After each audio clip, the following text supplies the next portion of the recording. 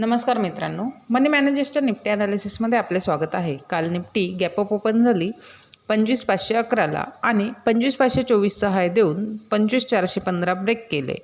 त्यानंतर कन्सोलिडेट करत साधारण 11:15ला 25,370 ही लेवल ब्रेक केली, परंतु नंतर पूर्ण वेळ साइडवेज मूव्ह करत 25,348ला क्लोज झाली।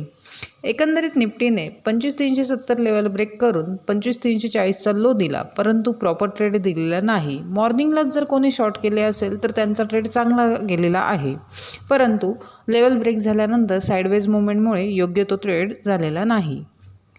डेली टाइम फ्रेममध्ये बघितले तर निफ्टीने प्रिव्हियस डे लो ब्रेक करून लोच्या खाली क्लोजिंग दिलेली असली तरी देखील 25,300 ब्रेक होऊन सस्टेन राहिली तरच चांगला ट्रेड होऊ शकतो। 30 मिनिट टाइम फ्रेममध्ये बघितले तर निफ्टी अजून देखील चॅनलमध्येच मूव्ह करत आहे। जर 25,330 ब्रेक झाले तर निफ्टी 25,250 पर्यंत जाऊ शकते। 5 मिनिट टाइम फ्रेममध्ये बघितले तर 25,440 आणि 25,290 या दोन महत्त्वाच्या लेवल्स आहेत। जर 25,290 ब्रेक झाले तर 25,240 पहिले टार्गेट आणि 25,220 दुसरे टार्गेट हिट होऊ शकते।